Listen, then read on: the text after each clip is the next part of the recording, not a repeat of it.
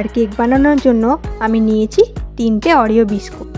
এই বিস্কুটগুলোকে প্রথমে ক্রিম থেকে আলাদা করে একটি পাত্রে রাখবো আর বিস্কুটগুলোকে একটি পাত্রে রেখে একটু ভেঙে নেব।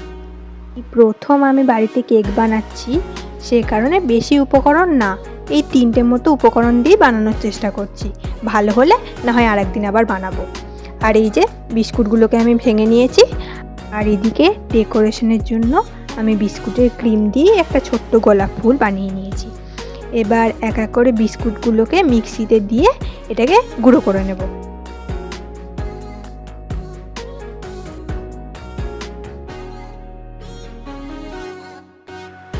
এই যে গুঁড়ো করে নিয়েছি।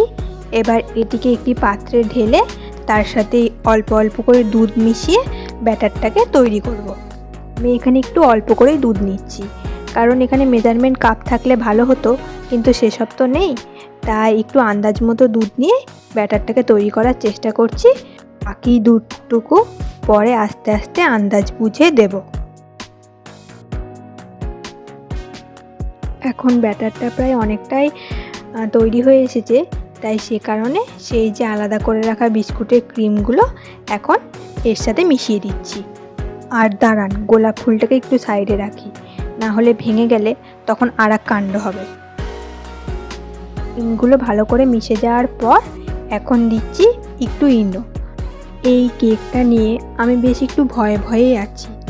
আসলে এর আগে তো কোনো দিন কেক বানাইনি, আর মেজারমেন্টও ঠিক করে বুঝতে পারছি না, সবটাই আন্দাজের ওপর নির্ভর করে। তাই কেকটা যে কেমন হবে সে এখন ঈশ্বরই ভরসা। এবারে এর সাথে বাকি দুধটুকু দিয়ে সব উপকরণগুলোকে ভালো করে এবার মিশিয়ে নেব। এই যে প্রায় 80% কাজই কমপ্লিট।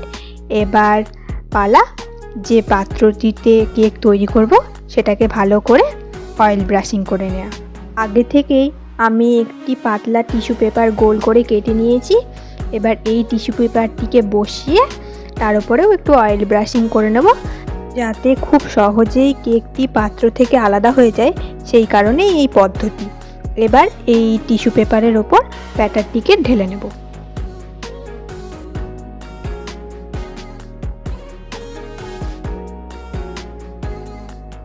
চলুন এবার গ্যাসে একটি কড়াই বসিয়ে দিলাম আর একটি বেড়ি বসিয়ে এই কড়াইটাকে কিছুক্ষণ গরম হতে দিই। হয়ে গিয়েছে কড়াই গরম। এবার কেকের পাত্রটিকে বসিয়ে এটাকে আধ ঘন্টার জন্য ঢাকা দিয়ে দেব। এটা এখন ঢাকা দেওয়া থাক।